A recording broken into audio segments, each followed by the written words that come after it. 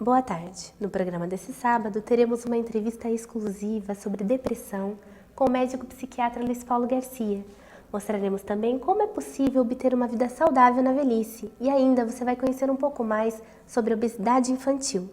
O programa Vida Saudável está começando.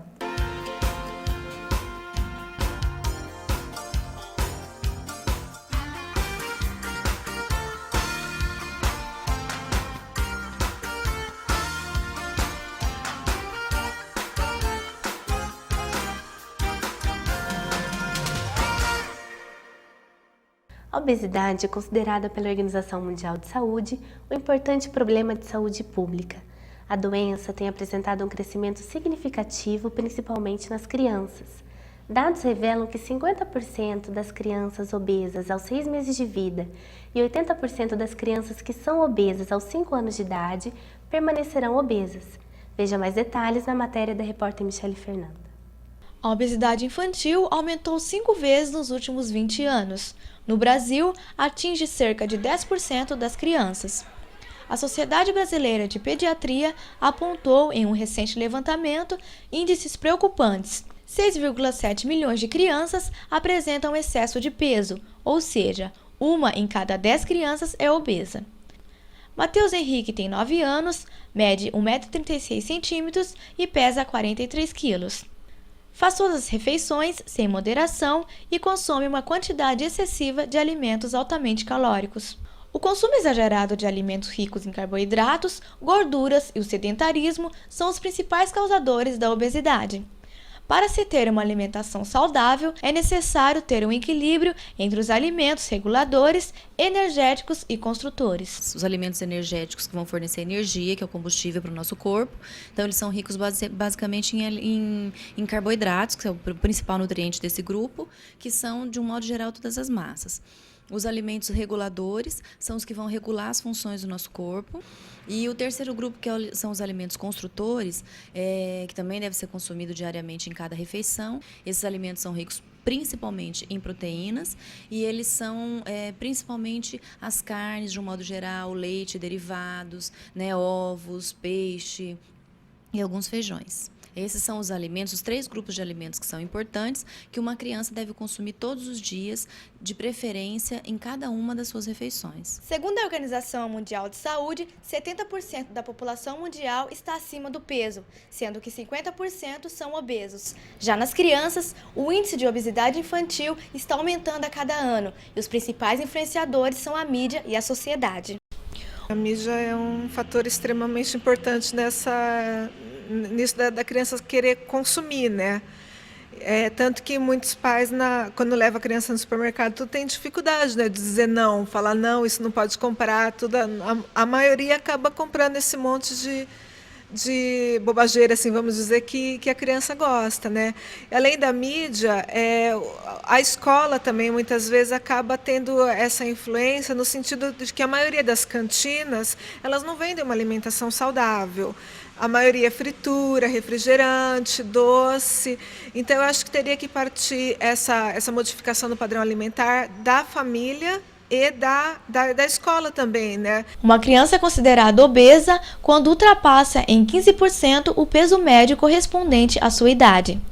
Os parâmetros que definem com precisão o limite entre peso normal, sobrepeso e obesidade não são fáceis de serem determinados. E 25% das consultas pediátricas se constituem em casos de obesidade, né? Isso é multifatorial, né?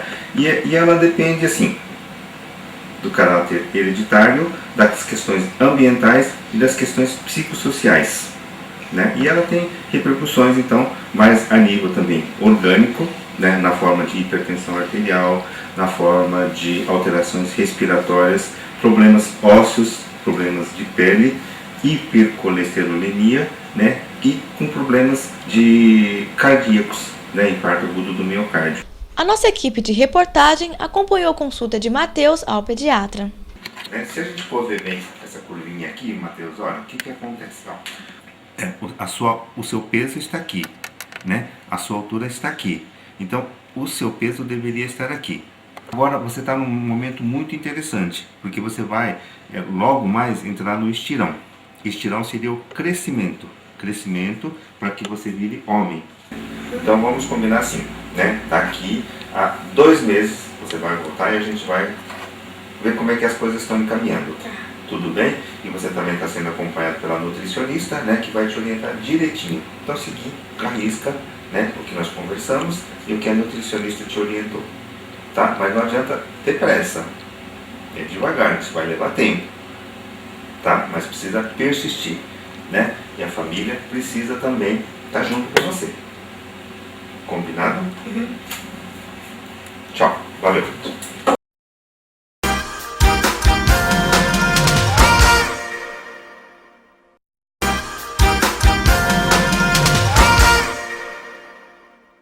Conforme a medicina, existem diversas formas de tratar a depressão, entre elas com medicação e terapia, mas há casos de pessoas que afirmam terem sido curadas apenas com o poder da oração.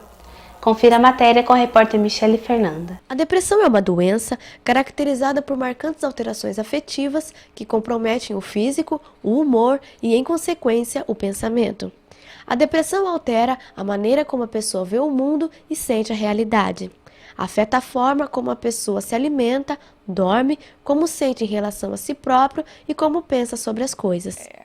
Sentimento de desesperança, desvalia, culpa, desamparo, agitação ou retardo psicomotor, pessimismo, negativismo, um descuido até da aparência física, dificuldade de concentração, raciocínio, pensamentos recorrentes sobre morte ou com ou sem tentativas de suicídio. Se os sintomas permanecerem por mais de 2 semanas, passa a ser diagnosticado como depressão. Célia Regina dos Santos é professora e sofre de um dos tipos de depressão, bipolar, causada pela alteração constante de humor. Aí foi quando eu entrei na pior crise. Você acha que você pode se controlar, que você consegue, né? Então, enquanto eu não tive consciência, eu fiquei na crise. Só que um dia extrapolou. Foi a gota d'água. Então, qualquer coisinha eu já estourava. Só que no trabalho eu sempre tentei me controlar ao máximo. No trabalho o problema é em casa. O problema sempre foi em casa. Eu perdi a paciência com as minhas filhas, com meu marido, com a casa. Eu não tinha vontade de voltar para casa. Um monte de coisa. Então é uma coisa tenebrosa, né? Fazer serviço 2 horas da manhã, 3 horas da manhã, trocar a noite pelo dia, comer demais. Eu engordei 20 quilos. Você quer ser ajudado? Você quer melhorar? Então você tem que ir atrás. O termo depressão faz parte de inúmeros sintomas somáticos, ou ainda uma doença caracterizada por marcantes alterações afetivas. O distúrbio age no organismo como um todo, compromete o físico, o humor e, consequentemente, o pensamento.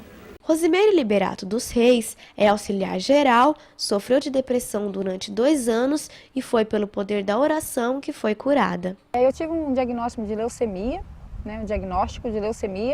e um exame periódico da empresa onde eu trabalhava, e o médico constatou que eu estava com leucemia, que era para eu fazer novos exames, né?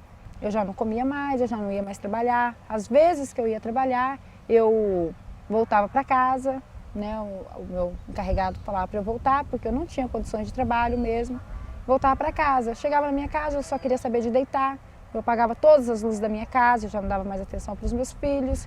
Eu apagava todas as luzes mesmo, eu deitava na minha cama. De manhã eu só levantava à noite, eu já não queria mais tomar banho, não comia. Claro, os especialistas estão aí para isso, psicólogos, psiquiatras estão aí para isso mesmo. Mas busque mesmo a cura do Senhor, porque essa é a verdadeira cura. E através de Jesus é curado todo tipo de depressão, porque ele disse na palavra que deixa o meu jugo, porque o meu jugo é leve, é suave.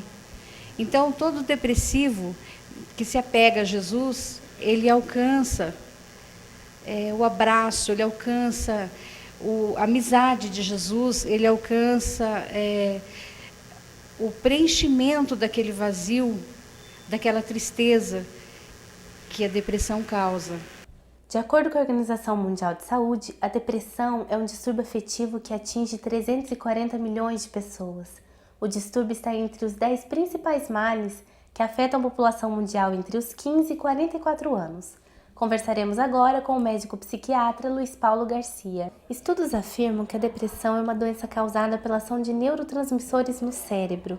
Como se dá essa ação?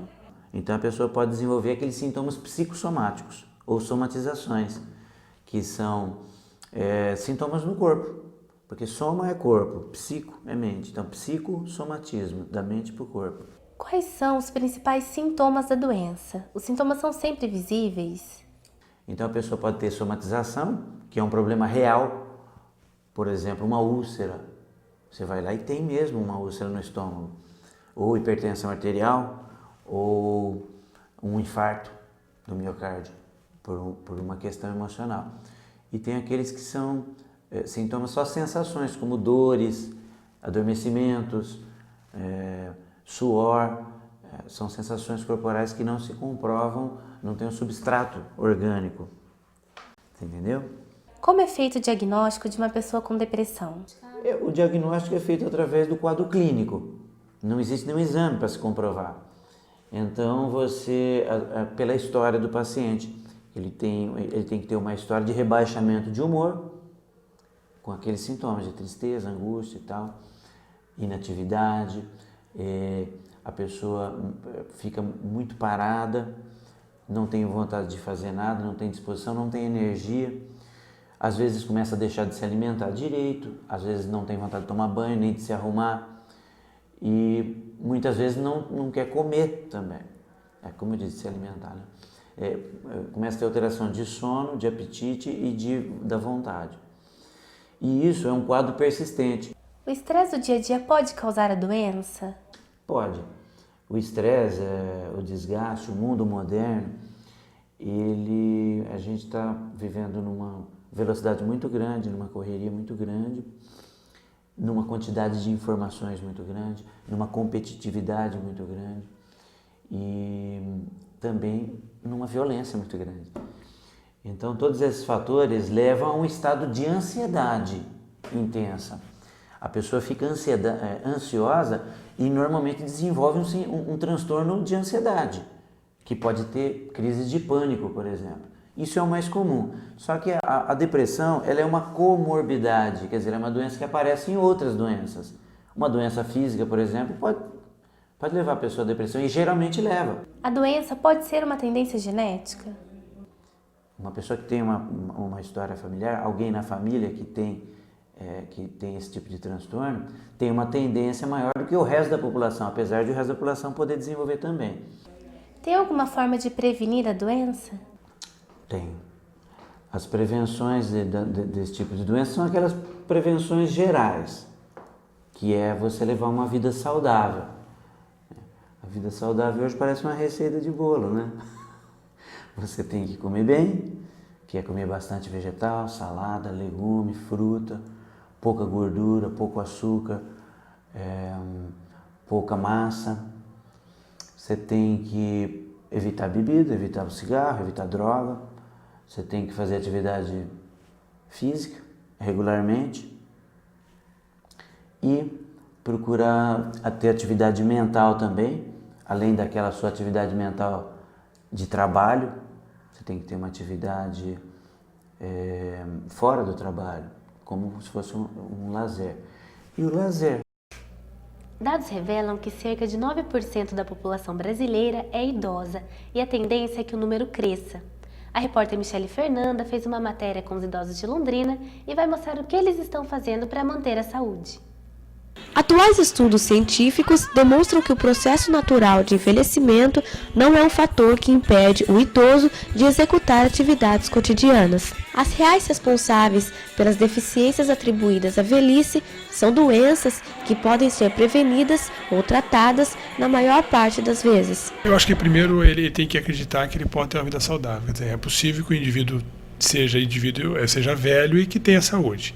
Para isso, ele precisa cuidar dos estilos de vida, né, que são os hábitos em relação à alimentação, exercício e não ter maus hábitos, como o cigarro, por exemplo, e está lidando com as doenças crônicas que vão aparecer durante a vida. Mas isso na questão biológica. E na questão psíquica é fundamental que ele tenha uma vontade de viver, que ele reconheça que o envelhecimento é uma fase importante para a vida dele, né? Fazer atividades físicas é uma opção para o idoso se reinteirar à sociedade, da qual na maioria das vezes é excluído. Hoje, muitas entidades privadas e públicas desenvolvem atividades educativas e recreativas voltadas para a terceira idade. Eu acho assim que o primeiro passo é perder talvez a timidez, aquela coisa e sair de casa e vir fazer, porque no começo todo mundo é um pouquinho mais complicado, tem a vergonha, tem tudo, e com o passar do tempo vai vendo o resultado, e aqui é um lugar que você encontra amigos, você conversa depois, a gente marca de passear, então é gostoso estar participando, então não tanto até pela parte mesmo de fazer a ginástica, que faz muito bem para a saúde, como já foi comprovado, mas também por você estar com amigos, você estar se envolvendo, você estar saindo de casa para fazer alguma coisa. Eu acho que essa é um dos pontos principais aqui da ginástica. Tudo legal, né? Agora a gente... Então eu vou no médico e ele fala assim, mas tá frequentando o forró? Eu falo, tô. Melhorou a exposição, a autoestima da gente, porque a gente não para em casa, a gente vai conhecer pessoas, a gente vai se divertir. Então melhorou muito. O exercício físico é primordial para que o idoso mantenha uma boa saúde. Mas também é necessário que haja um acompanhamento de um profissional da área para não acarretar problemas posteriores. A importância do exercício físico para a terceira idade, ele melhora a qualidade do andar. Então, no caso, a velocidade com que o idoso anda, ele melhora o equilíbrio do idoso. Ele pode estar melhorando a ingestão de alimentos, tanto a ingestão do alimento quanto o intestino do idoso.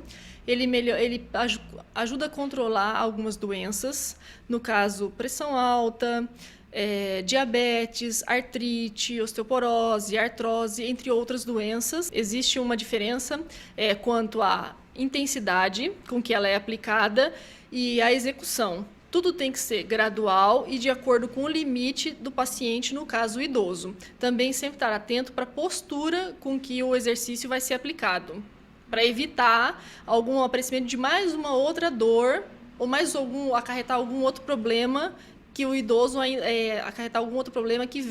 venha a ter. Qualquer atividade física e recreativa são essenciais para aqueles que já passaram dos 60 anos. Além da interatividade entre si, a disposição e a autoestima são fatores predominantes na vida deles. Melhor que você fica mais à vontade, mais alegre, mais solto, mais animado de viver, né? A vida continua. Pode parar não, né? Tá tudo bem, graças a Deus. Boas amizades, né? Ambiente bom. Tem que continuar vindo, né? Para viver mais um pouquinho mais, né? O programa Vida Saudável fica por aqui. Para você, um ótimo final de tarde e até sábado.